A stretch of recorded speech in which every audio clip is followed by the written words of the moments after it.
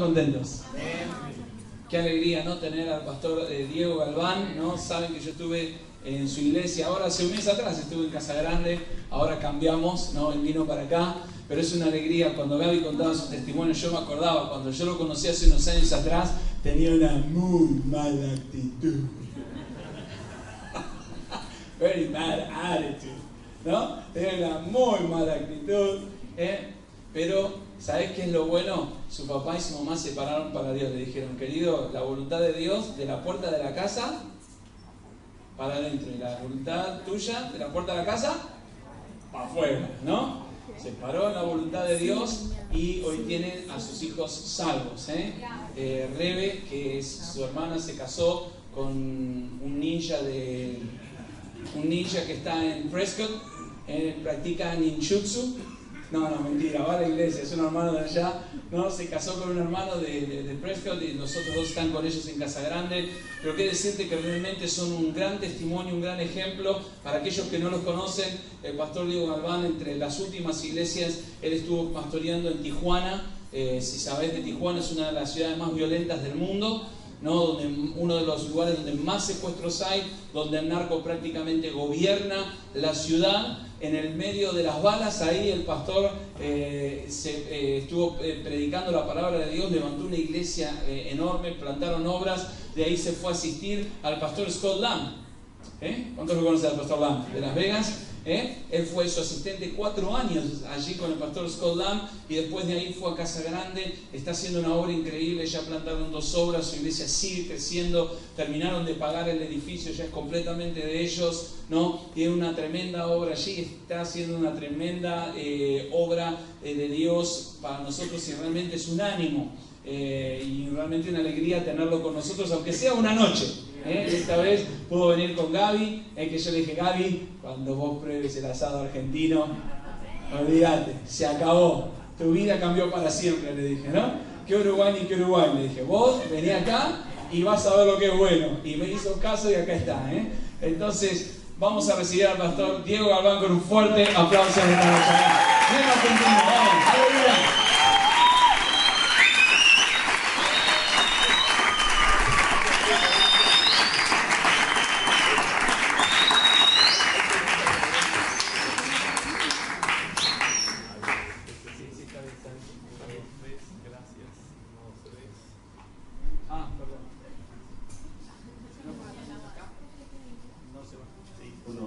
Gracias.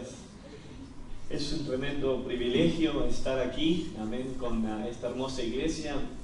Esta es mi tercera vez que estoy aquí, gracias a Dios, y le doy gracias a su pastor, a su hermosa familia, por invitarnos. Nosotros queremos mucho a su iglesia, siempre oramos por ustedes y a su pastor y su familia.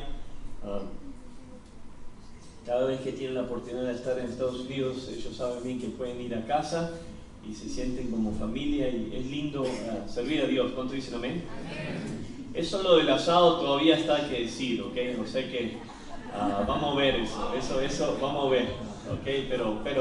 Pero no, para nosotros en serio es un tremendo honor y le doy gracias esta noche por permitirme estar aquí en este lugar. Voy a predicar del libro de Mateo, capítulo 14, si tiene su Biblia. Libro de Mateo, capítulo 14. Unos meses atrás, yo y mi esposa estábamos cumpliendo 23 años de casado. Tuve la oportunidad de llevarla a mi esposa a Inglaterra. De Inglaterra fuimos a la nación, al país llamado Malta, es una isla abajo del país de Italia. En la nación de Malta, el pastor que me discipuló por 18 años y me mandó al campo, está ahí pastoreando, está haciendo un tremendo trabajo y tuve el privilegio de predicar un avivamiento en la nación de Malta. Malta es una hermosa nación, es una isla, son 12 millas de largo por 9 de ancho, es muy pequeño, pero es un paraíso. Estando ahí uno aprende muchas cosas de la nación de Malta. Y Malta, si usted sabe algo de la Segunda Guerra Mundial, tiene mucha historia, porque Malta está en un lugar estratégico para poder afectar cualquier parte de Europa. La historia es que muchas naciones trataron de dominar la nación de Malta, querían tomar dominio por la misma razón, por ser tan estratégica su posición. En la Segunda Guerra Mundial, la historia fue que pusieron a un general, que él estaba encargado de las Fuerzas Armadas, para poder defenderse de sus enemigos. Si usted sabe la historia, Italia quería tomar a la nación de Malta. Es más, Italia acorraló a la nación de Malta. Italia tenía tropas, tenía poder, tenía todo lo que necesitaba tener para poder tomar a toda la nación. Pero si usted sabe algo de la historia, es que usted y yo podemos entender que Italia nunca pudo tomarla por la fuerza. Llegaron hasta el borde, pero por alguna razón dieron vuelta para atrás y nunca intentaron tomar la nación de Malta. Si usted estudia, mucha gente no sabe por qué la nación de Malta nunca fue atrapada por Italia. Pero cuando entendemos bien, la persona que fue el que estaba gobernando y estuvo encargado de las Fuerzas Armadas, el gobernador y el hombre que estaba encargado se llamaba William Dobbie. William Dobbie no nada más fue un general de las Fuerzas Armadas de lo que es la nación de Malta. William Dobbie era un cristiano. Él tenía una relación personal con Dios y él dijo estas palabras. El día que él tomó el poder para gobernar el gobierno y las Fuerzas Armadas de Malta, esto es lo que él dijo. Dijo: yo ahora llamo a cada oficial que humildemente clame a Dios, que Dios nos ayude. Y una vez hecho esto, que cada uno de ellos, está hablando de sus soldados, actúe en su deber sin titubear. La historia nos enseña que este hombre tenía una relación tan consumida con Dios que creía en el poder de la oración. Y se sabe hoy en día que hoy la razón por qué Malta nunca cayó bajo las trampas o lo que es las garras de la nación de Italia fue porque este hombre tenía la convicción que la oración sí funciona. ¿Cuántos dicen amén? La oración sí funciona. Quiero predicar de la oración esta noche. Voy a predicar algo práctico, pero espero que Dios lo ayude. Mateo capítulo 14, versículo 22.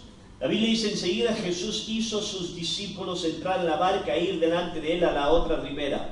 Entre tanto que él despedía a la multitud, después de despedir a la multitud, subió al monte a orar aparte, y cuando llegó la noche estaba ahí solo. Ya la barca estaba en medio del mar, azotada por las olas, porque el viento era contrario. Pero a la cuarta vigilia de la noche Jesús fue a ellos andando sobre el mar, y los discípulos, viéndolo andando sobre el mar, se turbaron diciendo: un fantasma. Y gritaron de miedo, pero enseguida Jesús les habló diciendo: tened ánimo, yo soy, no temáis. Entonces le respondió Pedro, dijo: Señor, si eres tú, manda que yo vaya a ti sobre las aguas. Y él dijo: ven. Y descendiendo Pedro de la barca, andaba sobre las aguas para ir a Jesús. Pero al ver el viento fuerte, tuvo miedo y comenzó a hundirse. Entonces gritó: Señor, sálvame.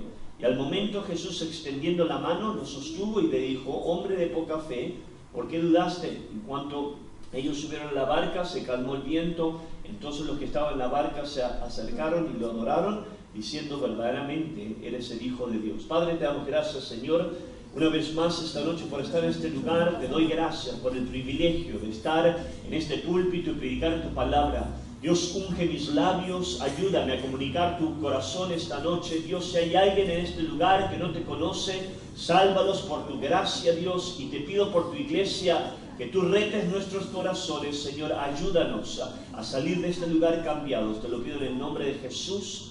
Y la iglesia dice un fuerte amén. Quiero predicar de lo que es la condición de Pedro por unos momentos. En esta escritura lo que podemos ver es que Pedro está en un lugar muy difícil, no nada más físicamente, pero entendemos también espiritualmente. La condición de Pedro está crítica en este momento. Sabemos la historia: Jesucristo viene en la noche La Biblia dice que Pedro, amén, le dice al Señor, si Él es el Señor, que lo invite a andar sobre el mar, y sabemos bien que eso es exactamente lo que pasa. Jesucristo reta a Pedro a que baje del barco y venga hacia Él, y lo que podemos ver en el texto es que Pedro experimenta algo sobrenatural. Algo que ninguna persona en esta vida pudo acomplejar por su propia fuerza. Él empezó a caminar sobre las aguas, lo que el hombre en su propia habilidad no puede acomplejar. Ahora Pedro se encuentra acomplejándolo, y la razón es porque él estaba bajo el poder sobrenatural divino de Dios. Pero también entendemos bien que en la historia nos podemos identificar aquí que Pedro empieza ahora a enfrentar problemas. La Biblia dice que Pedro remueve su mirada del Señor Jesús, se enfoca sobre los vientos y sobre la tormenta, y la Biblia nos enseña que ahora Pedro empieza a hundirse. Esto es un problema para Pedro. Esto representa un problema, no nada más para Pedro, también representa un problema para sus amigos, y representa un problema quizás para usted y para mí. La razón es porque lo que podemos ver a un Pedro en este momento, que empezó a perder dominio. El caminar sobre las aguas, eso representa dominio, representa algo sobrenatural que solamente puede ser experimentado por la divina gracia de Dios. Pero en este momento podemos enfocarnos que Pedro empezó a perder dominio. La Biblia dice que él empieza a hundirse, y por si fuera poco, amén, esto empieza a tomar lugar en frente de sus amigos. Sus amigos, los discípulos, están mirando esto, que Pedro ahora se está hundiendo, y en lo que es la frase original en el griego dice comenzó a hundirse. La palabra comenzar en el griego significa, o se pronuncia, creo, arjomai, y lo que es que significa esta palabra en el orden de tiempo. En otras palabras, lo que podemos ver es que Pedro al principio está experimentando dominio, está experimentando autoridad, está experimentando el poder sobrenatural divino de Dios, pero en el momento que él se enfoca en sus alrededores, en el momento que él remueve su mirada de Jesús, se enfoca sobre sus tormentas, las tormentas que los están rodeando, en el momento que Pedro empieza a hacer esto, él empieza a hundirse, y esto empezó a tomar a través de un proceso. Empezó a comenzarse a hundirse. La Biblia dice, en otras palabras, él no se hunde de repente y se va hasta el fondo. Él empezó a notar ahora que él se está hundiendo. Yo creo que esa frase representa algo más que en lo fisical. Eso representa algo más que en lo natural. Eso, yo creo, representa la realidad de la vida espiritual. Que muchas veces en el reino de Dios tenemos tiempos de avivamiento. ¿Cuánto dice amén? Tenemos tiempos de victoria. Tenemos tiempos donde experimentamos la gracia de Dios y empezamos a caminar sobre las aguas y empezamos a complejar de hacer cosas que por lo general en nuestra manera o en nuestra fuerza humana no podemos. Pero también esto nos enseña momentos, aún como hijos de Dios, como pueblo de Dios, donde experimentamos ahora pérdida de dominio y nos podemos ver hundiéndonos enfrente muchas veces de lo que es nuestro alrededor. La palabra de Dios nos dice que Él clama a Jesús y Jesús lo ayuda. ¿Cuántos dicen amén? Pero hubo una clave para su ayuda. La Biblia dice en nuestra escritura que Él clama al Señor. Versículo 30 dice, pero Él al ver el fuerte viento tuvo miedo y comenzó a hundirse. Entonces gritó, Señor, sálvame. Versículo 31, y al momento Jesús, extendiendo la mano, lo sostuvo. Ahora, esto nos enseña la gracia divina de Dios. Esto nos enseña que si usted y yo en esta noche nos estamos quizás hundiendo, quizás no físicamente, pero espiritualmente, ¿cuántos saben que hay gracia divina esta noche? que en Cristo Jesús nosotros podemos experimentar una ayuda que es sobrenatural, que solamente viene del trono de la gracia, y ese es el Dios que nosotros servimos. Dios está dispuesto a ayudarnos. Esta noche quizá usted está en este lugar y está enfrentando una enorme batalla, algo amén, que lo está presionando, algo que lo está haciendo sentirse como que se está ahogando. Las buenas noticias es que servimos a un Dios que da milagros. Servimos a un Dios que Él puede ayudarnos en cualquier circunstancia de la vida. Pero mi enfoque esta noche, que lo quiero traer, es la escritura que podemos ver en el versículo 30. Porque el milagro que Pedro pudo experimentar en su vida nace en un grito. Nació del corazón de una persona que se está hundiendo. Él se está hundiendo enfrente de todos sus amigos, está a punto de ahogarse, y en esa desesperación Pedro inmediatamente clama a Dios, y la Biblia nos enseña claramente que él gritó. En este momento a Pedro yo estoy seguro que no le importó lo que la gente pensaba de él. A él no le importó, amén, que cuántos versículos bíblicos conocías de memoria. A él no le importó cuántos ministerios tenía. A él lo que sí le importó: me estoy hundiendo, necesito un milagro, y el único que me puede ayudar es Jesucristo. Y en esa situación, en esa desesperación, la Biblia nos dice que Pedro grita: sálvame. Esto nos enseña, yo estoy convencido del poder de la oración. ¿Cuántos dicen amén? ¿Cuántos saben que la oración es poderosa? Pero no nada más estoy hablando de una oración religiosa esta noche. Lo que estamos mirando es que Pedro, él le grita a Cristo. Esto es algo más que una oración donde tú vienes ante Dios y planeas todas tus palabras y te ves religioso para que tu pastor te escuche. ¡Aleluya! ¡Cristo! ¡Dios! Hay veces que llego a la iglesia, tenemos oración, como todas las iglesias de compañerismo tenemos, y hay veces que me pasa algo, no siempre, pero ha habido unas pocas veces donde entro muchas veces y vengo tarde a la iglesia y noto que mis discípulos están ahí, y como no estoy, ahí están papando mosca. Y de repente entro y me viene: hoy viene el pastor, aleluya, Cristo Jesús, muévete Señor, salva almas. Esta no es la oración que vemos. Esta oración es diferente. Quiero que me escuches, porque voy a entrar en algo que yo estoy convencido que si tú lo aprendes para tu vida, va a cambiar tu vida. Esta oración nace de una desesperación. Esta oración nace de un sentir que si Dios no baja ahora, y si Dios no me ayuda ahora, no mañana, no el mes que viene, pero ahora, si Dios no me ayuda ahora, estoy muerto.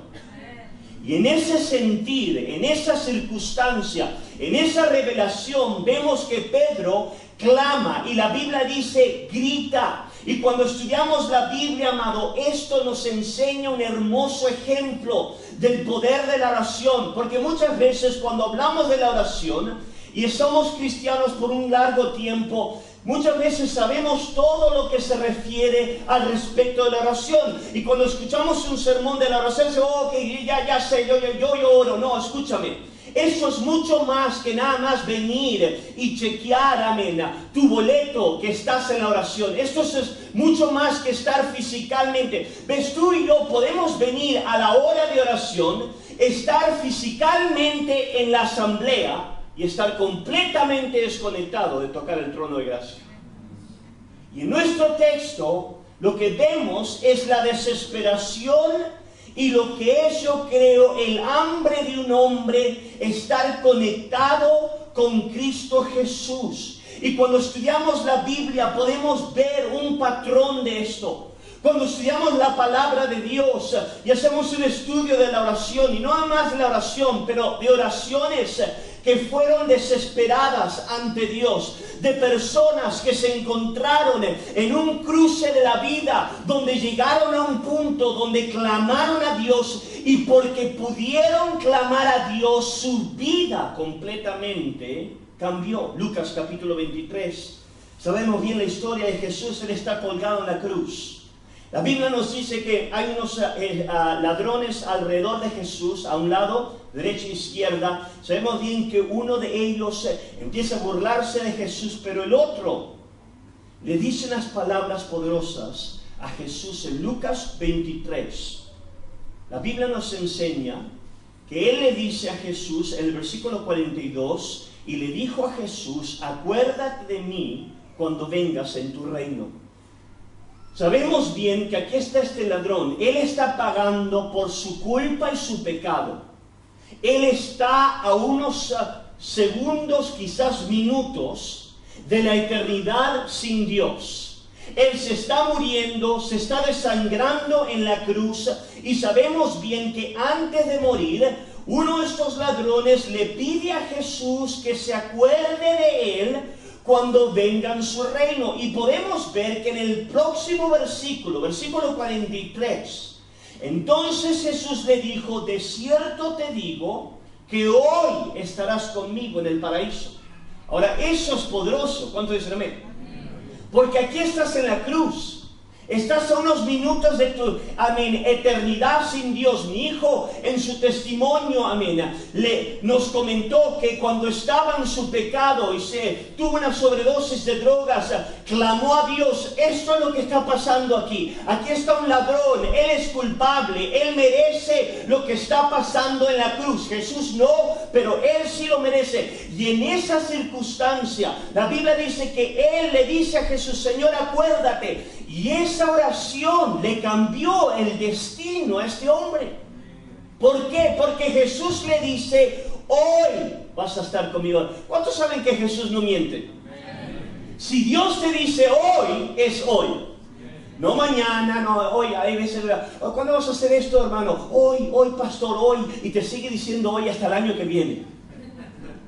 Esto no es así. Jesucristo le dijo hoy, y lo que podemos ver, amado, es que la oración de este ladrón, el clamar, y yo estoy convencido que aquí está este ladrón desangrentándose en la cruz. Él no está orando religiosamente: oh Padre Celestial, si tú pudieras hoy acordarte de mí. No. Yo estoy convencido que esta oración fue desesperada. Él se está muriendo, y Jesucristo, la Biblia nos enseña, le dice hoy, esto cambia el rumbo de este hombre, le cambió el destino, simple y sencillamente por una oración. Jonás, sabemos bien la historia, sabemos bien que Jonás se rebela contra Dios. Dios lo llama al ministerio, y Jonás, como muchos de nosotros, le da la espalda a Dios y se va en su rumbo. Pero también aprendemos que Dios le agarra la atención a Jonás. ¿Cuánto dicen amén? Porque Dios sí sabe agarrarnos la atención. Amén. Y la Biblia dice que aquí está Jonás teniendo ahora un momento muy difícil. Está en la panza del pez. Las cosas no le están saliendo muy bien. Y ahí le cae el 20, como dicen por allá. Dice: wow, tengo problemas. Esto de desobedecer a Dios no es bueno. Esto no me está saliendo bien.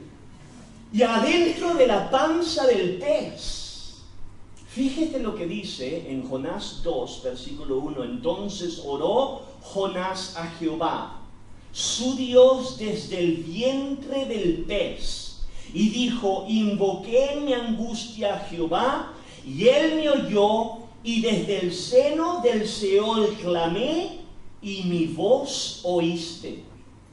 Desde el seno del Seol, la palabra Seol sabemos bien que significa en el hebreo Hades, el mundo de los muertos, la tumba, el hoyo, el infierno.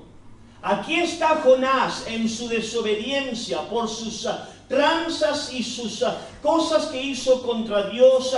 Llegó a la panza del pez, y él la compara como que estar en el infierno. Y él dice, estoy en esta circunstancia. Pero también Jonás nos dice, cuando estaba en la panza del pez, cuando me estaba muriendo, cuando estaba en lo que es en el mundo de los muertos, ahí clamé al Señor y el Señor oyó mi voz. Eso es poderoso. Aquí no está hablando del purgatorio. Lo que está hablando la vida de un hombre, una mujer que se siente que se está muriendo, quizás aún por sus propias culpas, sus propias fallas, sea lo que sea, pero está en una circunstancia donde no tiene esperanza. Humanamente no hay esperanza. Estoy en un hoyo, me estoy muriendo. Sin embargo, Jonás, amado, nos da una tremenda revelación del poder de una oración con fe, el poder de una oración desesperante, el poder de una oración donde tú clamas a Dios. No estás jugando religiosos juegos, estás clamando a Dios. Y en esa desesperación, Jonás dice, aún estando en el Seol, Dios me oyó. Escúchame, amado, porque esto puede transformar el rumbo de tu vida. Porque cuántas veces nosotros, si somos honestos, nos encontramos ahí. ¿Cuántas veces el diablo, el infierno, aún tus propias fallas o tus errores, o aún muchas veces ataques del infierno, vienen y te hacen sentir como que te están ahogando? Y ahí todo el infierno te trata de decir y convencer, olvídate, no hay esperanza, nadie te va a ayudar. ¿Quién te puede ayudar? Escúchame, la oración es poderosa.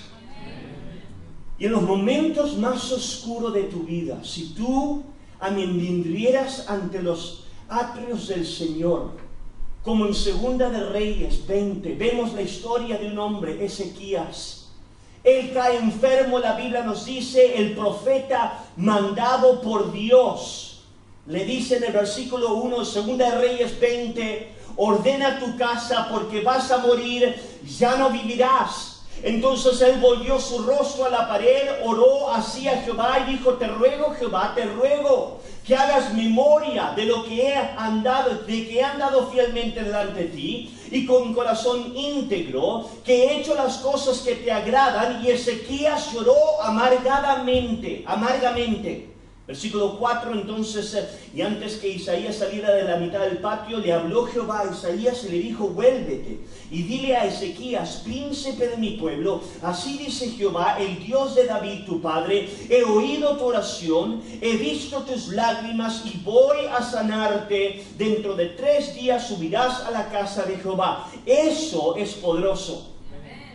Porque aquí vamos a un hombre que está dado una fecha, le está dando, Dios le dice, esto no fue un profeta nada más, amén, en sus emociones, esto fue la voz de Dios, arregla tu casa, vas a morir. ¿Cómo te gustaría que el pastor te diga eso? Aleluya. Que el evangelista, todos queremos una palabra, ¿verdad? Cuando viene un evangelista, ay, que me dé una palabra, por favor.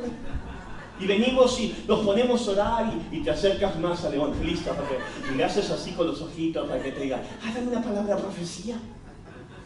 Y el evangelista dice, ok, ven, vas a morir, aleluya, gloria a Dios, Dios te bendiga, amén.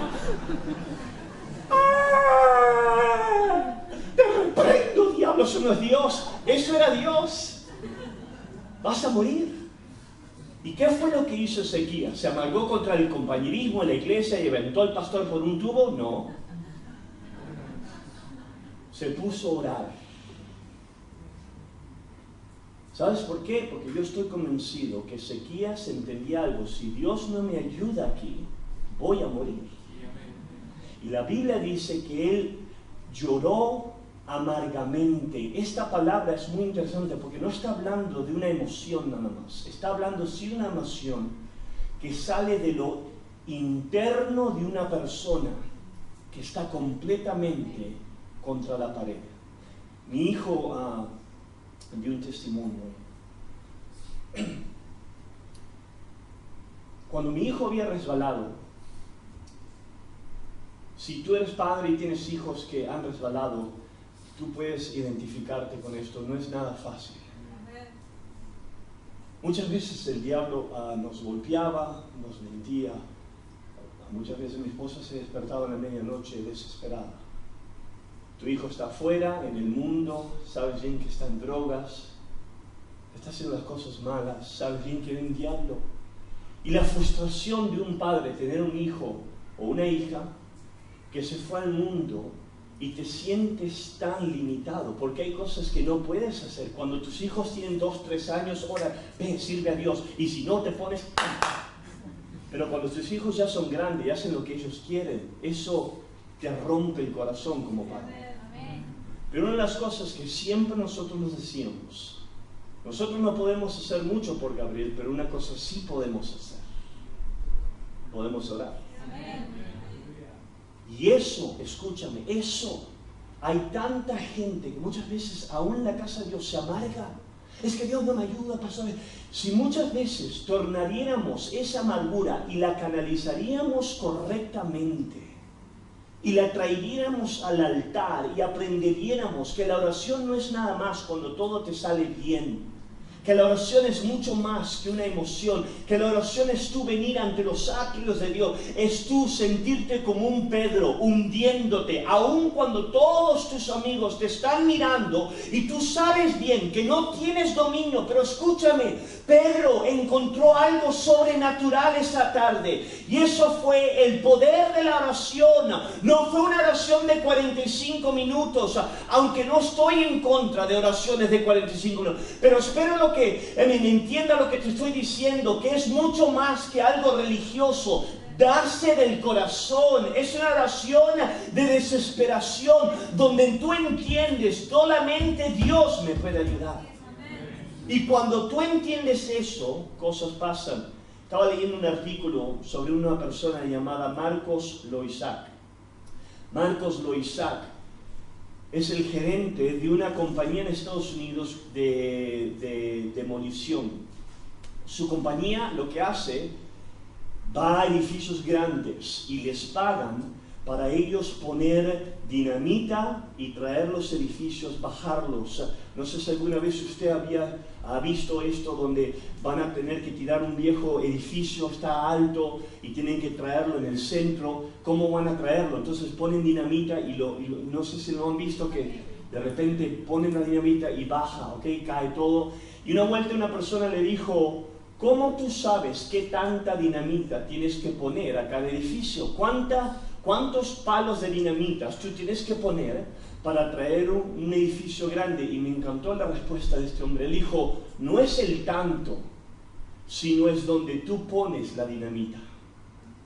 Tú tienes que saber poner la dinamita. Él dijo: si tú pones la dinamita y los palos de dinamitas en cualquier lugar, no vas a acomplejar lo que estás buscando. Dijo: lo que tienes que aprender es dónde poner. Y dice: si tú pones los palitos de dinamita en la fundación, en donde está la estructura, si tú los pones en lugares claves, en el momento que tú truenas o aprendes la dinamita, puede traer un edificio completo. Y cuando yo escuché eso dije: qué tan poderoso ejemplo, porque así la oración es.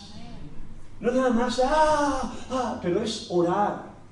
Y saber orar es venir a Cristo, es reprender al infierno, es ver al diablo que viene y roba tus finanzas, roba tus hijos, tu familia, tu matrimonio, y en vez de amargarte, tú vienes y haces guerra contra el infierno con tu oración.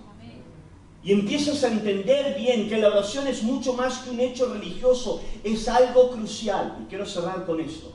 En el versículo 30 no nada más vemos a lo que es Pedro gritando y clamando, pero vemos también algo, yo creo, en mi opinión, es muy importante y muy esencial, porque la oración de Pedro son dos nada más palabras: Señor, sálvame. Sí le pide a Jesús que lo salve, pero él reconoce a Jesús que es el Señor. Y esto quizás es muy práctico para ti, pero yo creo que esto sí tiene mucha importancia, porque ¿cuántos saben que nosotros servimos a Dios Todopoderoso? Jesús no es nuestro compa, no es nuestro amigo del barrio. ¡Hey, Jesús! ¡Aleluya! No. Jesús es el Señor. Eso significa que cuando tú estudias esto en griego, esto significa una revelación divina de tú entender el señorío y la soberanía de Dios. que eso te hace humilde ahora. Hay muchas veces que nosotros, yo sé que quizás aquí quizás esto no sea un problema, pero yo sé que en mi vida sí lo ha sido, pero ¿cuántas veces que nosotros muchas veces podemos ser orgullosos? Señor, bendíceme a mí, porque yo soy un buen cristiano.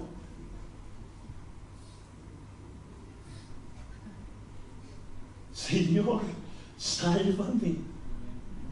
En otras palabras, no, esto no es porque yo soy un buen cristiano y todos los diezmos. Dios, yo no soy nada y tú eres de todo. Amén.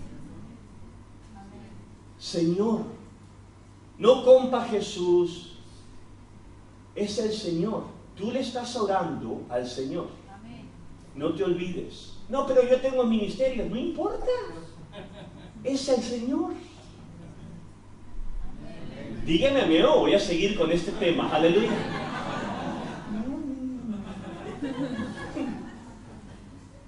Hay otra cosa, y quiero cerrar con esto. Yo estoy convencido que él también tuvo la revelación a quien él está orando. Escúchame, servimos al Señor. Amén. Una persona dijo, amén, gloria a Dios. Servimos al Señor. No, es que pastor, el diablo me está dando unas patadas. ¿A quién estás sirviendo? Al Señor. Señor Todopoderoso. Señor, Él puede sostenerte en cualquier circunstancia. Pero hay tantos cristianos que no entienden esto. El diablo viene, los golpea, y en vez de tomar y pararse en la autoridad divina del Señor, dejamos que el diablo venga y nos acose y nos robe, y perdemos la revelación de que lo que estamos envueltos, nosotros estamos envueltos en la obra del Señor. Y cuando el diablo viene a robarte, cuando te empiezas a hundir, necesitas entender que hay autoridad en el Señor. ¿Me escucha? Yo voy a decir una historia de Tijuana. Tengo muchas, pero no quiero aburrirlos, ¿ok? Un día estaba pastoreando en Tijuana, las cosas me estaban saliendo muy mal. Empezamos a perder gente se rebeló. Mi discípulo que iba a mandar al campo en una semana, mi door director, ¿cómo le dicen? Discípulo para mandarlo al campo, se me rebeló, sacó a su esposa, sacó amigos, y las cosas no nos estaban saliendo muy bien. Estoy frustrado, no sé lo que está pasando, y una mañana en la mañana me voy a levantar. Yo vivía en Tijuana, en un barrio muy feo, muy feo. Abro la puerta para ir en la mañana y veo un sacrificio de sangre que está en mi puerta. Miro para arriba y había unas gallinas que están colgando de la puerta como chirimbolos de Navidad, pero no eran chirimbolos, era un sacrificio satánico. Había venido un brujo y me había hecho una maldición a mi casa. La razón por qué era porque una de las parejas que yo estaba trabajando, un nuevo converso, antes de este muchacho venía a la iglesia el domingo anterior. Este muchacho era parte de una secta satánica. Este brujo había bautizado a esta pareja, le había dado un nombre nuevo. En México la brujería es muy fuerte. Esta parejita vino, se salvó, él estaba batallando con muchas cosas, nosotros oramos con mi esposa con él, se salvó, nació de nuevo. Y cuando el brujo se enteró que nosotros como iglesia, como pastor, estábamos ayudando a esta familia, fue a mi casa y me hizo un sacrificio satánico. Cuando voy a abrir la puerta y miro esto, en mi interior me enojé fuertemente, porque a mí no me gusta que me hagan eso. Aleluya. Entonces dije, te reprendo, diablo, en el nombre de Jesús. Me subí arriba a agarrar las gallinas, y iba a ser un caldo de gallina, pero ya estaban podridas las gallinas, o sea que las tiré para la basura. Lavé la sangre, me fui a la mañana a la oración, y estoy solo en la oración. Estoy enojado, estoy encendido, y no era la carne, pero yo creo que era el Espíritu de Dios. Eso no es justo, dije. Diablo, en el nombre de Jesús, no me vas a atemorizar. Y estoy pensando, Dios mío, ¿qué hago, Dios? Y estoy orando, y de repente cuando estoy orando, estoy solo en la oración, me vino este pensamiento a la cabeza. Hey, ¿este brujo te vino a visitar a vos? ¿por qué no vas a visitarlo? ¿Por qué no vas a visitarlo a él? Aleluya. Aleluya, eso suena como Dios, gracias Dios. Entonces voy, agarro mi celular, llamo a mi líder de evangelismo y digo, oye, vamos a tener un evangelismo, un alcanzamiento de alma, no sé cómo le dicen ustedes cuando van a testificar. Ok, pastor, ¿dónde? Le digo, vamos al Panteón. Si tú sabes lo que es el Panteón es una colonia donde tú entras, pero no vas a salir de la manera que entraste. La policía no entra, ¿ok? Está gobernada por el narcotraficante y delincuentes, ladrones, lo peor de lo peor, ¿ok? Roban autos, los prenden en fuego, le roban todos los motores, los prenden en fuego y está bien feo ahí. Entonces empiezo a averiguar, hey, tiene que ser este brujo, averiguo dónde vive, aleluya. Entonces pongo a Cristo en la cruz, le echo pintura roja, aleluya, cargando la cruz con carteles de Cristo te ama, arrepiéntete, te vas al infierno. Agarré a como 80 de la iglesia. Gabriel era chiquito en ese entonces y me voy, aleluya, a la colonia del Panteón, gloria sea al Señor. Los discípulos, pastor, ¿estás seguro que quiere ir? Sí, quiero ir ahí en el nombre de Jesús. Le digo a este hombre, digo, hey, ¿dónde está este brujo que te dijo la maldición? Oh, ok, allá, pastor, allá vi, órale, ok. Le digo, ok, bueno, me agarro mi concilio de la iglesia para tener este testigo, no porque no necesitaba, pero para que tengan testigos, aleluya. Voy, golpeo la puerta y ahí sale Jezabel. Bueno. Le digo, mira, bruja, le dije, no vengo por ti. Le digo, vengo por tu marido, ¿dónde está? No está. Le digo, estás mintiendo, mentirosa, él está aquí. Y de repente el cobarde de su marido saca la cabecita de allá atrás. Le digo, hey, quiero que vengas aquí. No, digo, quiero que vengas aquí. O vienes, le dije. Y ahí viene el Felipe, aleluya. Yo quiero decirte una cosa. Hoy fuiste en la mañana, me echaste una maldición en mi casa. Digo, yo sé quién eres y tú ahora sabes quién yo soy. Y le dije, en el nombre de Jesucristo de Nazaret, cada maldición que me echaste a mí, a mi familia y a la iglesia, te la reprendo, te la mando a la cabeza 30 veces, y más vale que te apartes de la iglesia, porque nosotros no somos religiosos, somos cristianos. Y le dije, y te estás metiendo con Dios y tú no conoces a mi Dios. Las piernitas de... La bruja Jezabel estaba hablando, ay, hijo, no, vieja, no te estoy hablando a ti, le dije, le estoy hablando a él. Mis discípulos parecían como sapos, aleluya, tenían ojos así. Dice, no sabes si el pastor se enloqueció, le saltó la bolita, no sabía lo que pasó. Me di media vuelta y me fui a evangelizar, glorias al Señor, aleluya. Escúchame una cosa, ¿sí? Quiero que me escuchen, porque ese no es el milagro, ¿ok? Yo entiendo eso, pero lo que sí te entiendo una cosa, esa tarde algo en lo espiritual cambió, porque en nuestra iglesia nosotros estábamos experimentando dureza, los nuevos conversos nos estaban reteniendo, el diablo nos estaba golpeando, pero al pasar eso, yo te digo, ante Dios, fue como que algo cambió el espíritu de nuestra iglesia. Gente empezó a ser salva, gente empezó a discipularse, gente empezó a venir de donde no sé dónde, empezaron a cambiar, empezaron a salvarse. Y escúchame, esa tarde yo aprendí algo. Tú me dices, estás loco, ok, gloria a Dios. Pero lo que yo sí te digo es esto. Lo que yo aprendí en esa experiencia, no te digo que tú vayas a tu jefe mañana y digas, te reprendo en el nombre de Jesús, ¿ok? Lo que te estoy diciendo es esto, es que cuando yo tomé autoridad en Cristo Jesús y reprendí al infierno, Dios sobrenaturalmente nos ayudó tremendamente. Y escúchame, honestamente, mi esposa está aquí, te puede decir amén a esto. Dios nos dio un avivamiento que no habíamos visto en Tijuana todavía. Cuando vimos esto, Dios nos ayudó. ¿Y cuál es el ejemplo de esto? El ejemplo es esto. Hay veces, amado, que tienes que estar cansado, que el diablo te dé trancazos y golpes. Hay veces que tienes que llegar a un punto donde estás harto de que el diablo siempre, el devorador siempre trae enfermedad, el devorador siempre roba el dinero. Hay veces que como cristianos tienes que parar un poco y decir, hey, escúchame, soy cristiano, sirvo al Señor, soy lavado por la sangre de Jesús, Cristo me salvó. Y cuando tú tomas una autoridad como hijo e hija de Dios, y no lo haces en la carne, estoy hablando en la oración. Yo sé, ok, eso fue radical, golpear la puerta del brujo, ok.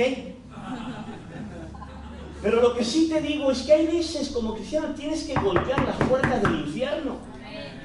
Hay tantos cristianos que le tienen más miedo al diablo que a Dios. ¿A quién le temes tú? Nosotros le tenemos a Dios. ¿Cuánto dice amén?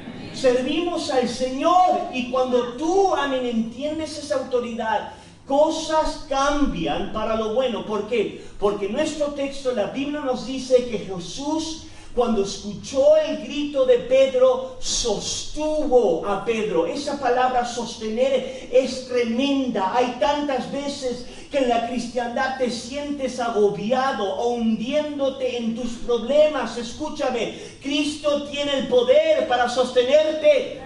Y no nada más para sostenerte, para sacarte a flote. En una oración, un avivamiento, un servicio, una llamada al altar donde tú pongas y viertas tu corazón, una oración donde tú mires al mismo infierno y le digas, diablo, quítate en el nombre de Jesús, no más me vas a usar, como una patada. Y tomas esa actitud, esto cambia tu vida. Quiero cerrar con un testimonio más. Unos años atrás, un vecino mío se estaba muriendo. Su hígado no estaba respondiendo. Yo no sabía de esto. Un día salgo a la oración en la mañana, veo a mi vecino y Dios me dice, predícale. Y como todo cristiano, ok Dios, mañana le predico. Y le dejé para mañana y Dios me seguía pegándole, predícale. Entonces un día voy y le predico. Este hombre me maltrató, me dijo lo que no quería escuchar y me dijo, no necesito a Cristo, vete. Ok, Dios te bendiga. Me fui a mi casa, seguí yendo a mi rumbo. La próxima semana lo veo otra vez. Dios me dice, predícale. Dios, ya le prediqué, aleluya. Predícale, voy otra vez. Hey, Cristo te ama. Me reprende, me rechaza, me apaga. Ok, gloria a Dios. La otra semana lo veo otra vez. Dios me dice, predícale. Ya le prediqué 2 veces, Señor, ¿por qué la tercera vez? Pero como buen cristiano que uno es, ok, gloria a Dios. ¿Alguna vez te han hablado de Cristo Jesús? En ese momento este hombre me mira, se pone a llorar y me dice, me estoy muriendo. Digo, ¿qué pasó? Me dice, mis hígados están fallando, me han dado unos meses por vivir. Y le dije, ¿sabes qué? Cristo te puede cambiar. Le digo, pues te puede ayudar, puedo orar por ti, sí, oro por él. Viene a la iglesia, la historia larga es que él viene a la iglesia, trae a su esposa y sus hijos y se salva. El 24 en la Navidad, Nochebuena, golpea mi puerta. Cuando abre su puerta, cuando yo abro la puerta, él está enfrente de mí y veo la muerte enfrente mío. Me dice, me estoy muriendo. Le dieron 2 días para vivir, 2 días. Es el 24, Nochebuena, 2 días y no más. Y cuando lo miro y él me dice eso, algo vino en mi espíritu. Yo le dije, no te vas a morir, eso es una mentira del diablo, Dios va a dar tu vida. Y yo le dije, voy a orar por ti y Dios te va a salvar. Y cuando yo dije eso, dije en mi cabeza atrás, ¿para qué dijiste eso? ¡Ay, Dios mío! Soy bocón, muchas veces hablo de que no tengo que hablar. Le dije, ay. Digo, ok, ¿puedo orar por ti? Y me dice, sí, se ora por mí, me estoy muriendo, está desesperada, la cosa está seria.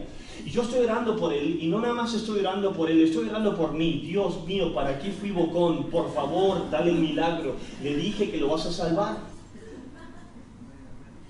Él estaba en la lista de espera para un hígado. Creo que la lista, no sé si sé que era absurdo, no había ninguna oportunidad de que él salvara. Pero cuando lloré, 6 horas de llorar, lo llamaron de emergencia, habían encontrado un hígado, pasaron toda la gente que estaba en la lista de espera y al otro día le pusieron un hígado. Ese hombre todavía está vivo. Y el punto es este.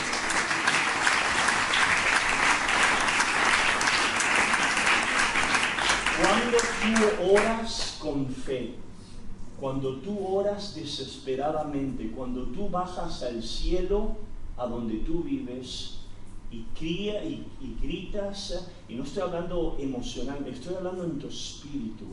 Cuando tú tocas el trono de gracia, no hay ningún infierno, no hay un demonio, no hay un diablo que pueda tumbarte. Cristo Jesús todavía hace milagros. Cada ojo cerrado, rostro inclinado en reverencia a Cristo.